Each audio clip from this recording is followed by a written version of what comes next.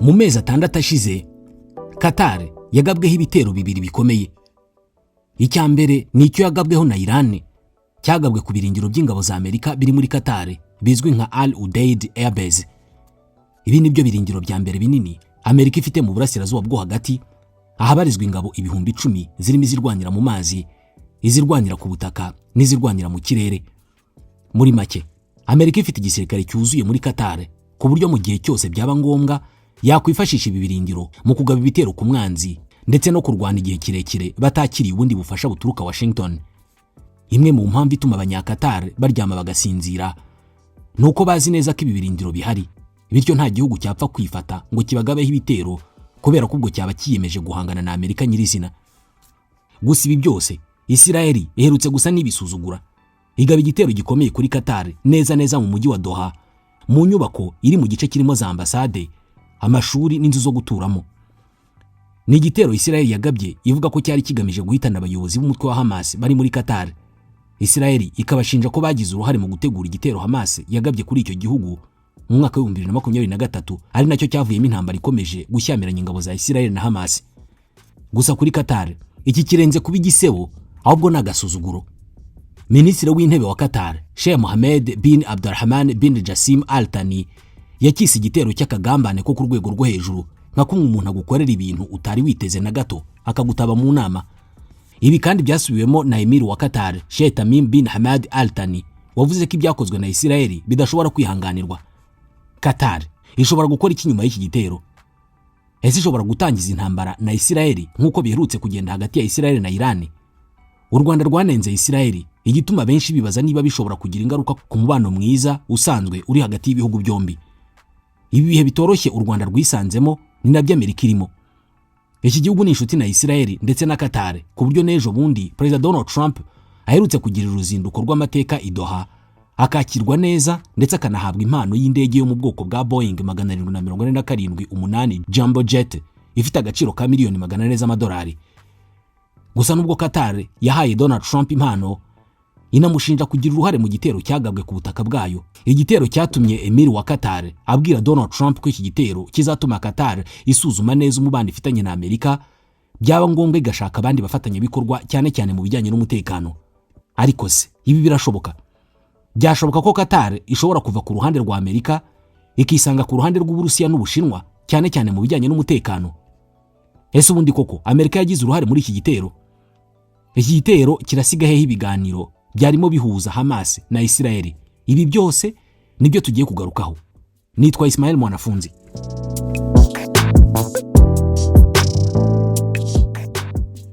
Ku mugoroba ku itariki ya 10 y'ukwezi kwa 9 muri uyu mwaka wa 2025, ahagana saa 9:36 z'idoha muri Qatar, indege z'intambara za Isiraheli zamisha ibisasu ku nyubako iri mu gace kiyubashye cyane aho ngaho idoha, agace karimo za ambasade, amashuri, ibitaro ndetse n'ahabikwa petrol. Agace kari ku muhanda munini na agace katavogerwa ubusanzwe. Inyubako y'ibyumba bibarirwa hagati ya 6 n'10 niyo yari intego nyamukuru y'iki gitero.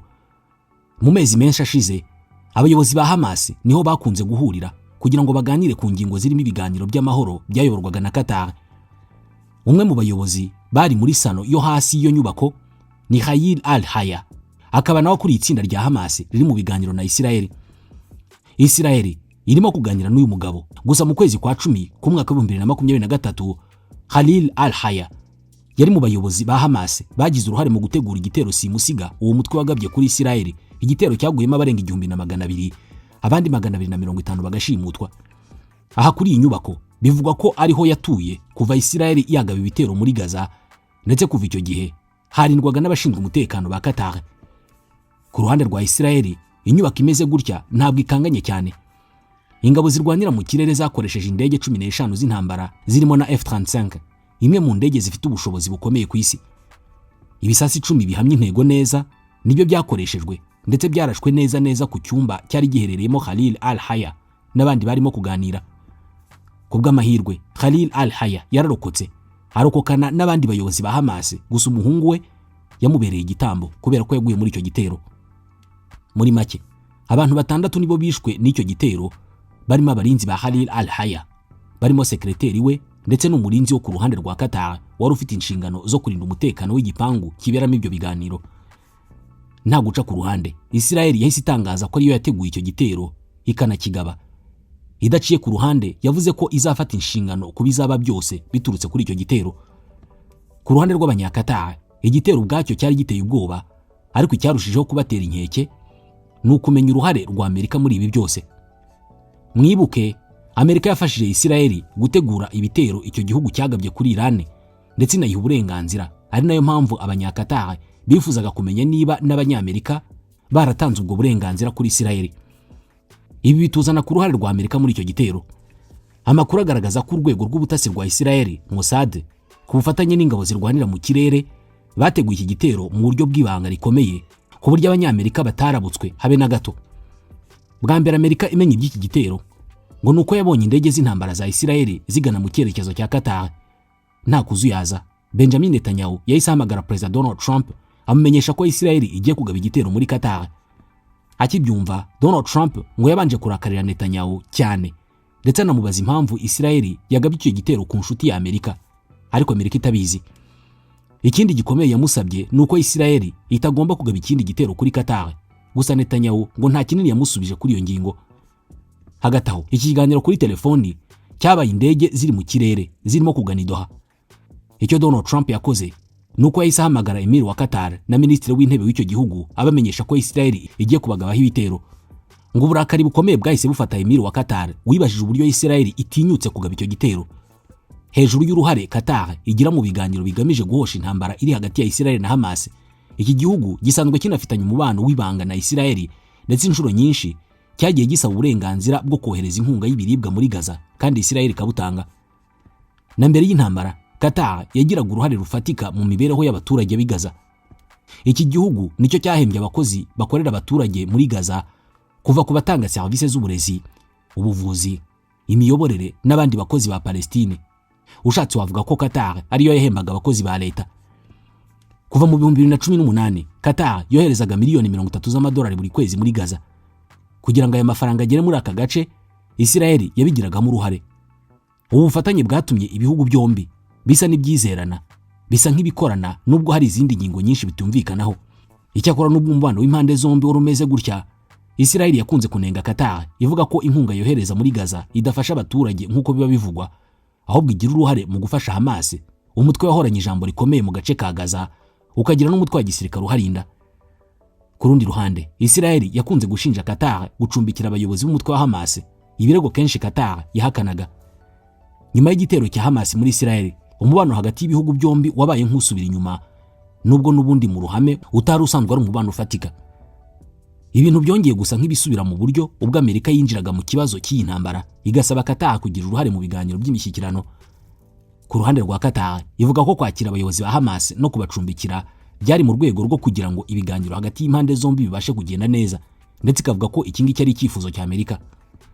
Kubera ibi byose, Qatar yafashe icyemezo cyo kwigabaho ibitero nk'ubugambanyi yakorewe na Amerika ifatanyije na Israel.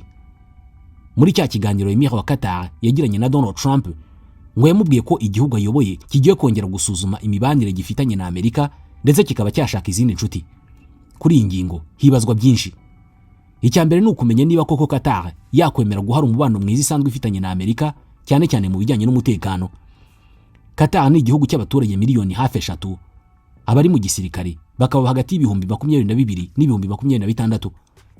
Iki gihugu nta ntambara giheruka kurwana mu myaka ya vuba, gusa nubwo byaba ngombwa ko kiyirwana, Amerika yayigiramo uruhare rufatika, kubera ko nibura kuva mu 2010 iki gihugu cyagurishije intwaro zifite agaciro kari hagati ya miliyari 20 na miliyari 25 z'amadolari.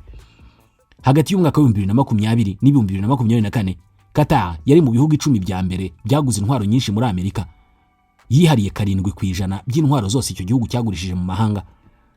Iki gihugu cyatangaje ku mugaragaro ko gishaka kugura systeme y'ubwirinzi y'Uburusiya ya S-400, ndetse hari amakuru yagiye avuga ko cyifuza kugura intwaro z'Abashinwa. Gusa uko byagenda kose, umufasha wa mbere mu birebana n'intwaro na Amerika. Amerika ni ishyiga ry'inyuma mu mutekano wa Qatar, ku buryo kumva ko yagize uruhare mu cyo yise akagambane ngo byashegesha umutima w'abidoha. Icyakora nubwo Qatar yababaye, icyo guhindura ahaturuka intwaro zayo ntabwo ari icyemezo cyapfa gufatwa gutyo gusa. intwaro ziba zitandukanye. Iyo igihugu cyamaze guhitamo aho kizajya kigura intwaro, biba bigoye cyane ko cyahindura, kubera ko biba binavuze ko kigomba kwigisha abasirikare bacyo gukoresha intwaro nshya, umurimo ushobora gutwara imyaka myinshi.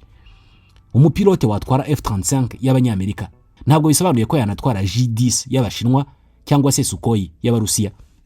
Niyo mpamvu benshi bemeza ko ibyo Qatar irimo kuvuga byatewe n'uburakari bw'ako kanya, ariko bikaba bigoye cyane kubishyira mu bikorwa. Ikindi kitoroshye ni ugushwana na Amerika, igihugu cyabaye umufatanyabikorwa w'igihe kirekire wa Qatar. Gushwana na Amerika ujya ku Bushinwa n'Uburusiya nayo ni indi ngingo itoroshye cyane kwiyumvisha. Kenshi umubano w'Ubushinwa na Qatar ushingiye ku bucuruzi cyane. Mu 2022 ibihugu byombi byasinye amasezerano y'imyaka 27 aho Qatar yohereza toni miliyoni 4 za gaze mu Bushinwa. Ubucuruzi hagati y'ibihugu byombi bwari bufite agaciro ka miliyari 26 z'amadolari. Ibi ariko ntabwo bihagije ku buryo byahindura umubano mwiza Qatar ifitanye na Amerika, kuko nubwo ushingiye ku bucuruzi bw'intwaro cyane, ariko unafasha iki gihugu kugira ijambo mu bijyanye na diplomasi mpuzamahanga, cyane cyane nk'ibijyanye no guhuza impande zitumvikana, ikintu Qatar irimo gushyiramo imbaraga ku rwego mpuzamahanga. Icyarushijeho kurakaza Qatar ni uburyo Amerika itigeze ifata iya mbere mu kunenga iki gitero. Ubwo Donald Trump yarabajijwe kuri iyi ngingo, yavuze ko ibyabaye byose bibabaje, gusa yongeraho ko iki gitero cyari kigamije kwica abakozi ba Hamas.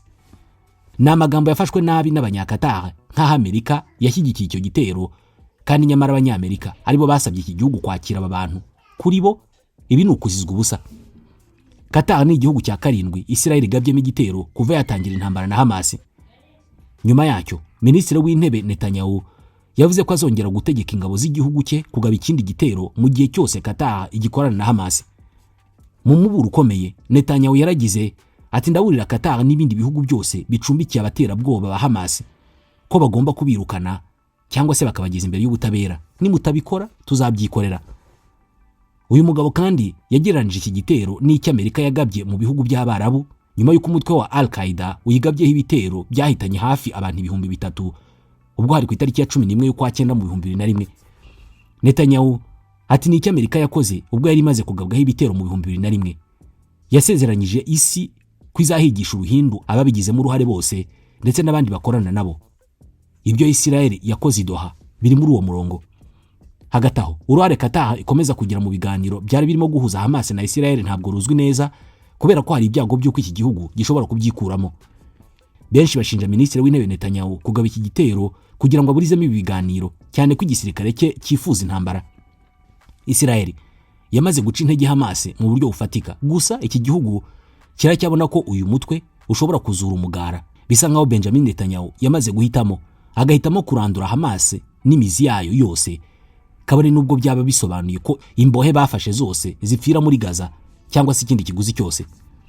Israel yishyuye ikiguzi kinini kubera ko imaze kunengwa ku rwego mpuzamahanga, yahagarikiwe inkunga, ishorwa mu manza n'ibindi byinshi. Gusa kuri Netanyahu kurandura Hamas n'abandi banzi bose ba Israel nibyo bifite agaciro kurusha kuvugwa neza n'ibindi bijyana nabyo.